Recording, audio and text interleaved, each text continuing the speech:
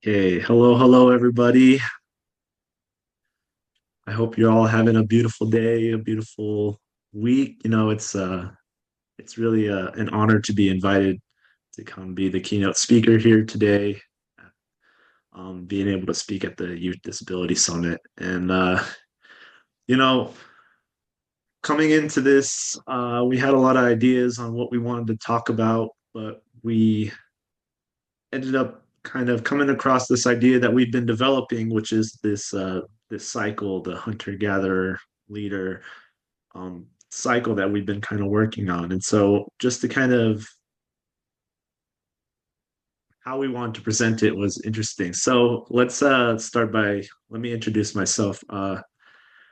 Like said, my name is Noah Hotchkiss. I am Southern Ute, Southern Cheyenne, and Caddo. I was born in Colorado, Southwest Colorado, and in November 2009, I was injured in a car accident that left me paralyzed from the waist down. Um, and that's really where my life began anew because, once I got injured, my life changed in ways that were not only just physical changes. I couldn't walk anymore. I couldn't have the use of my legs. They were also emotional and social. It was this idea. So, it really challenged my identity and my sense of where I belonged. Growing up, I was an athlete. I liked to compete in a lot of sports. I did soccer, football, you name it. And after I got injured, I was like, well, I can't do any of that anymore. And so, you know, it, my mind was swirling with all these thoughts of like, who am I? Where do I belong? My confidence was shot, and I was very depressed, um, kind of going into that. But, you know,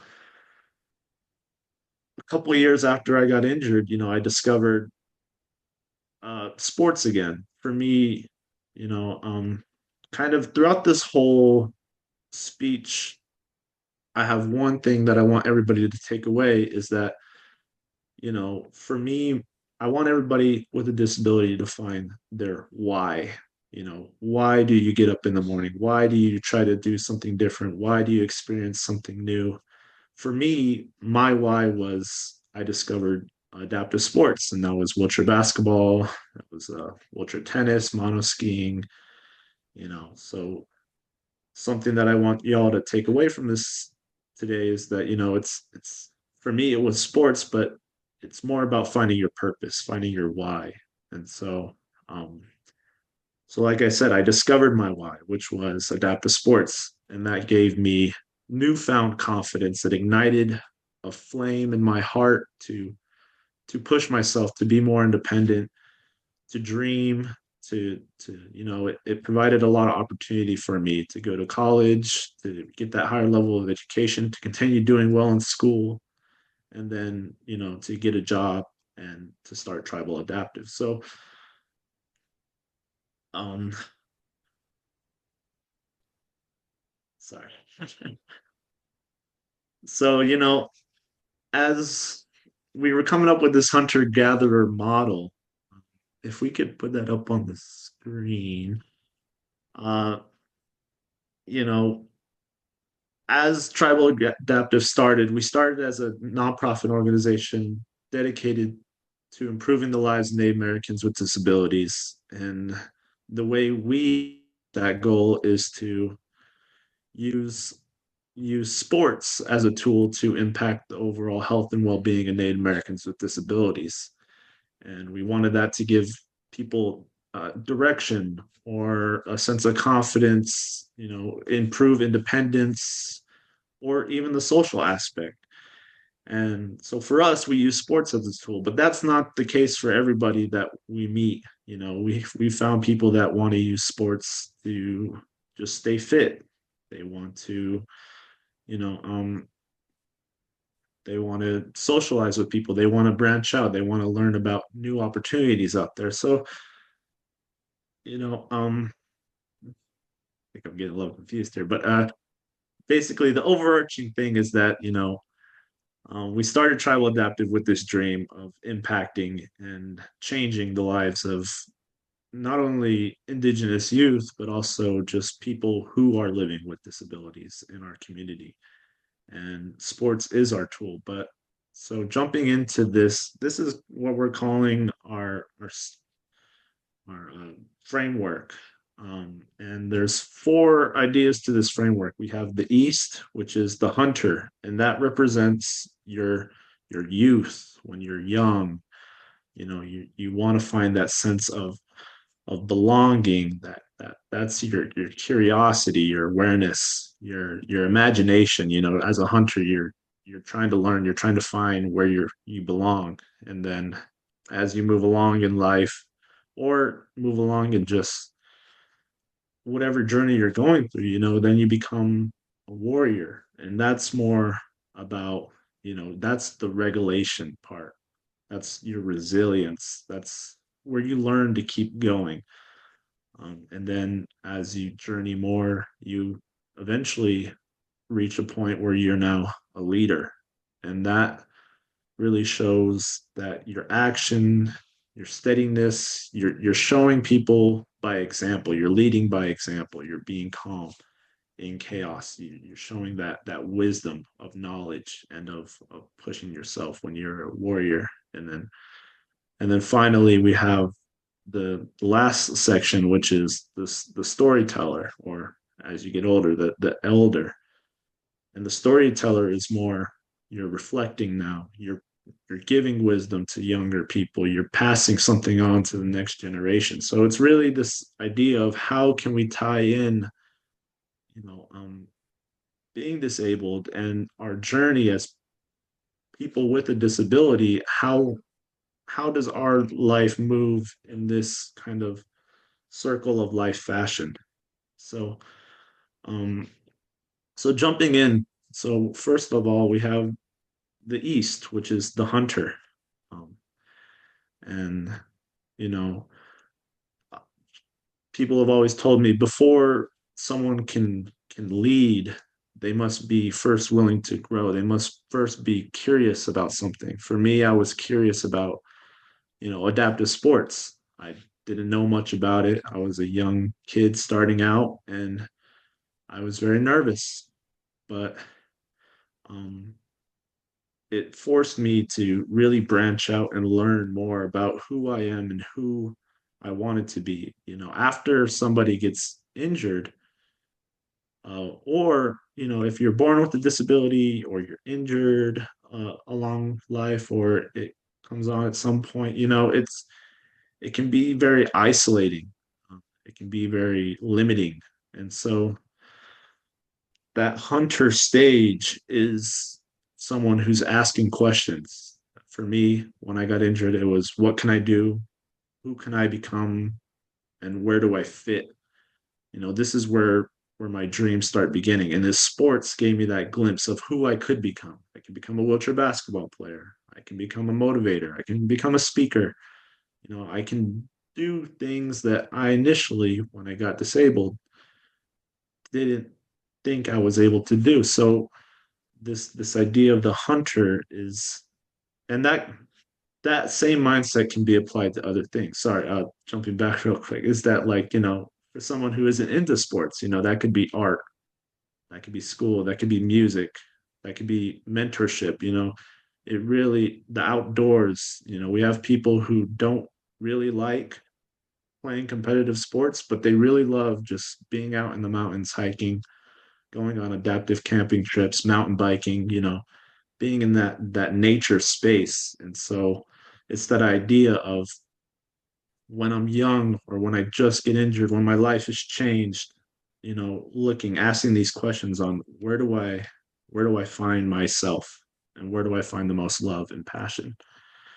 And so, this is, like I said, the beginning. And then as you find that flame, that spark, that dream, it's like I like to say it's like starting a fire. And now that you got the fire started, then you move into the second aspect, which is going into south. that warrior, that mindset.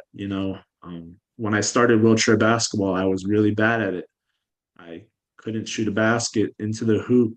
I could barely dribble. I kept losing the ball. These things. I struggled, and a lot of my peers and a lot of my friends at the time were way far ahead of me. And for me, that was a moment of, okay, now, now let me work. Now let me try to be good at something. Um, Something that I'm proud of, putting in that work. A lot of times people say I'm inspiring, for getting out of my car or for, just being myself in everyday life. And to me, that kind of sounds like, well, that's not inspiring. Do you say you're an inspiration for putting on your shoes in the morning? No, it's I want to be inspiring because I put in the work to be inspiring. So for me, that was wheelchair basketball. I really put in a lot of work of pushing, of finding my reason, of wanting to become something better. And that helped in my everyday life because I became more independent. I became more confident. The idea of perception around being a person with disability changed to being an athlete. I was an athlete first. Well, I was a student first. Let's make that. I was a student first, athlete second, and then, my disability came third in how I saw myself.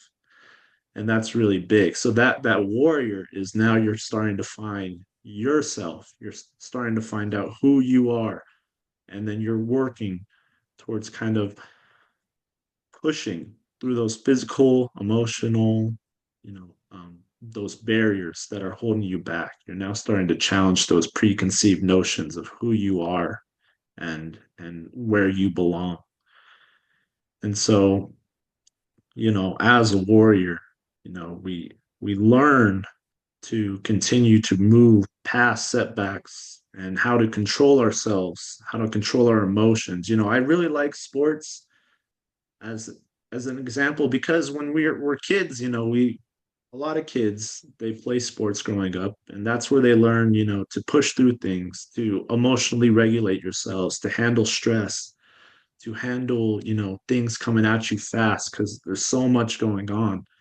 It's that same idea for me. As you become a warrior, you're starting to control, regulate your emotions. You're starting to figure out who you are and keep moving forward. You're turning that struggle into strength, and that's for me that's really powerful. Um, so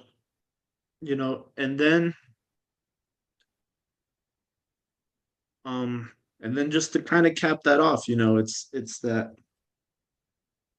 that confidence through preparation. Anybody who says, they're confident about something they try for the first time is lying. You're not going to be confident when you first join something. And sorry, my battery's about to die. I tried to charge it while also talking. But okay, got it.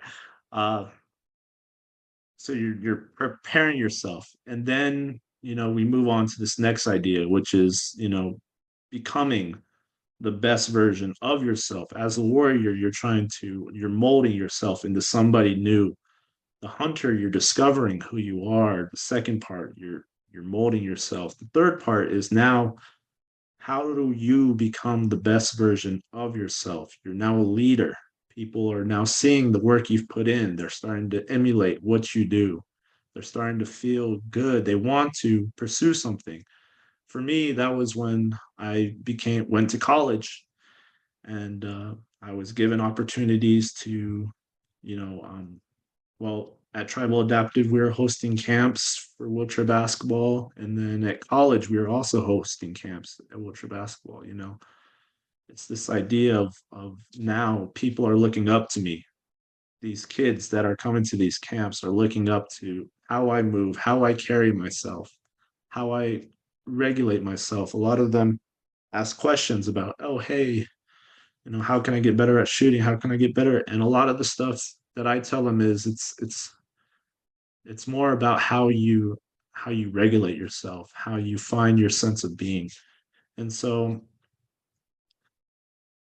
So like I was saying, that leader mindset is not about status. It's not about being the best person in there, but it's about becoming someone others can learn from. Those youth can learn from. Or if you are a youth, like how can I learn from somebody else? For me, when I was growing up, there was a very impactful woman on my life. Her name was Elena Nichols. She was a adaptive sports athlete, two-time gold medalist, Paralympian in both wheelchair basketball and monoskiing. She really seeing how she carried herself, how she was nice to everybody. She laughed. She carried herself in this good way. It really brought me up to be like, I want to be like that. I want to be like her. She was a leader. Even though she wasn't trying to be a leader, she had an impact on my life, and I really give her props for that. And so, um, and so finding this idea of the best version of yourself, you might not be perfect, but you show up. It's, that leader shows up early. They always are ready to learn. They handle adversity. They help others and themselves. They don't, like I said, they hold that line. So that next progression from yourself is then into that West, that leader idea. And so when we try to integrate that into our tribal adaptive curriculum, that's more like, we're always, we love when people come in to try adaptive sports and then we get them hooked.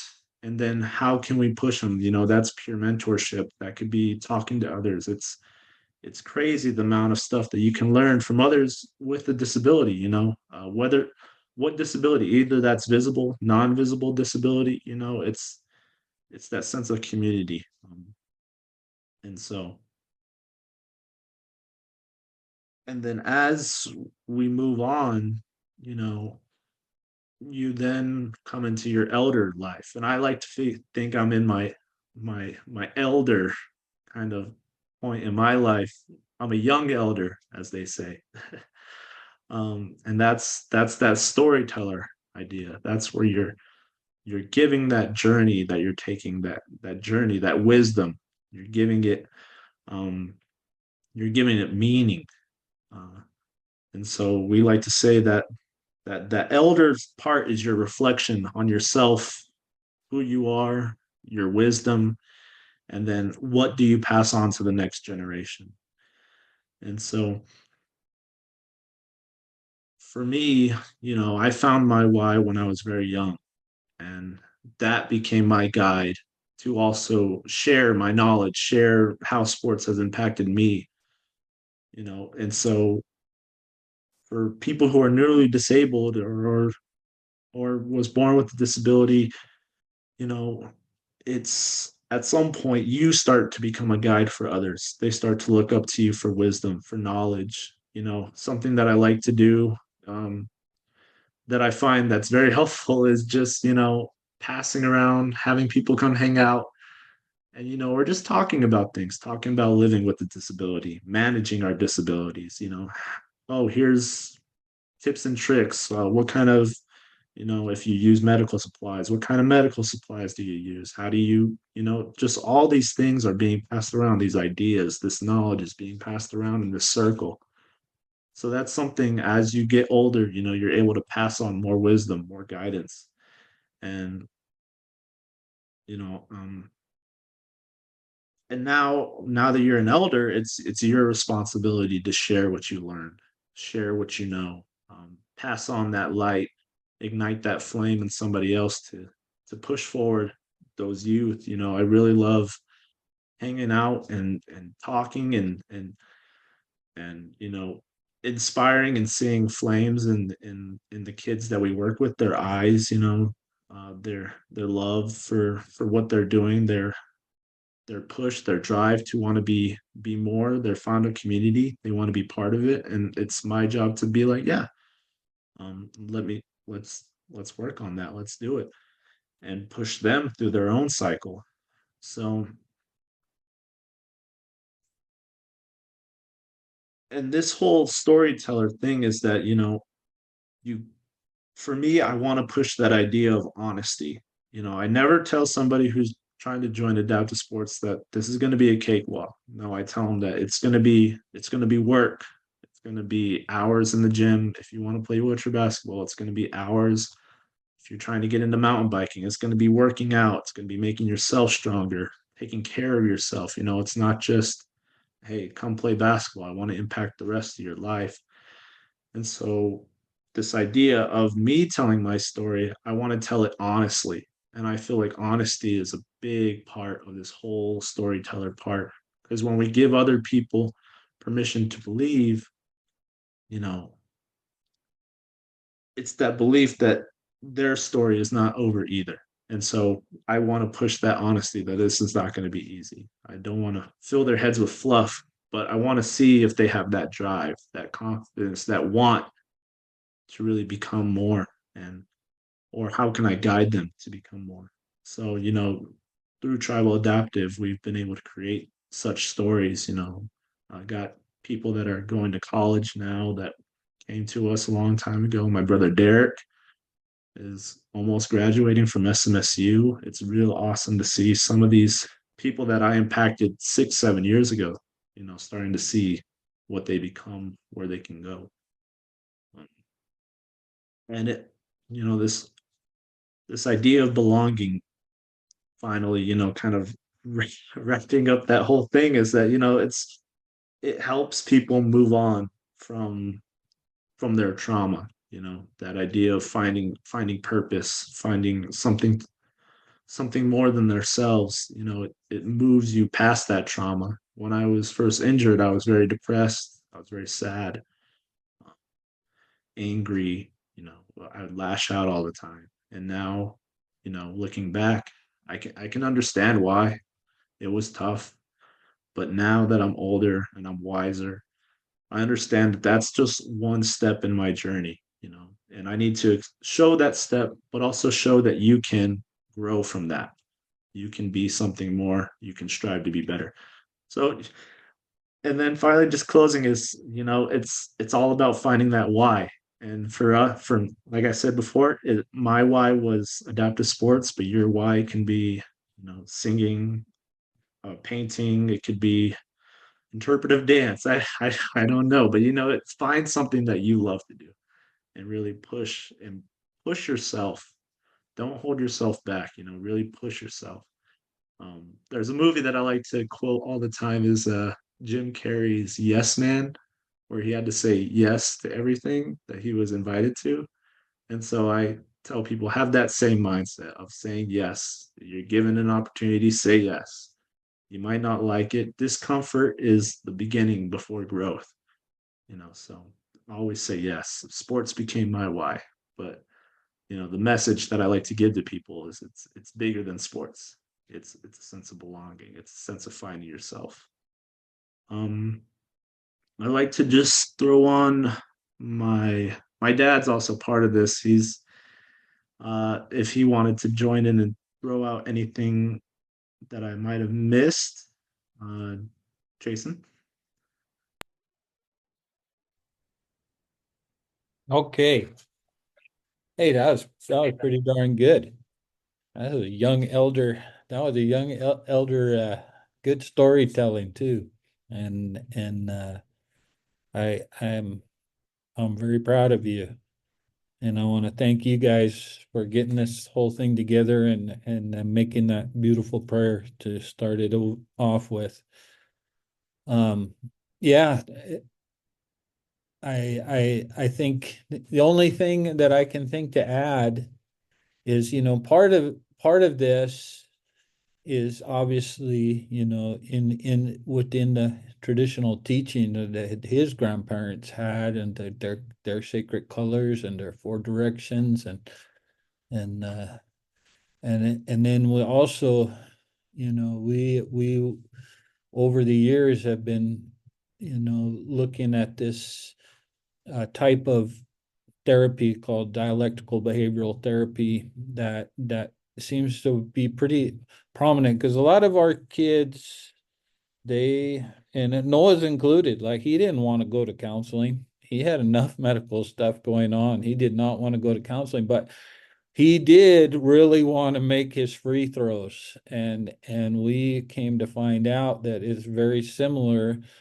these ideas about mindfulness, emotional regulation, distress tolerance, and interpersonal communication were exactly what youth sports were teaching. And so he can motivate those same skill sets, to make free throws, and then it ultimately carries over. So that is the only thing I wanted to point out, and we're really experimenting right now because of our big one of our big issues, as everybody knows, is that a lot of tribes, and us here in the Four Corners area, we're a far way away from a big city, and it's a long way for a lot of our athletes to travel to just participate in a basketball practice. It's very different. We don't get to drop them off at school and then they get to go to school and basketball practice and the bus takes them home. We have, it's a significant time. And any parent that's done, summer ball or things like that, they know what it is. Well, that's all it is for us. That's how it is. And so we are looking to implement this behavioral health model directly into our wheelchair basketball seasonal planning so that we can access some Medicaid funding for families to travel the distances they need to travel. And I just thought it was really amazing in some way. Well, it wasn't amazing. Actually, the dialectical behavioral therapy was just ripping off indigenous knowledge, and then they patented it and then they sold it back. But anyways, we're kind of ripping it back off from them and re-implementing it, in a way that's going to be helpful to our youth. And so I just wanted to share that, and I'm very thankful for the Sonoran Center for Disabilities and the Circle of Indigenous Empowerment and the work you guys have been doing for a long time, and Brother Jim, for his vision. Got to hang out with him and really see how much he loves his people, and it was very touching and inspiring in a good way. He put in the work, so I'll just say that much.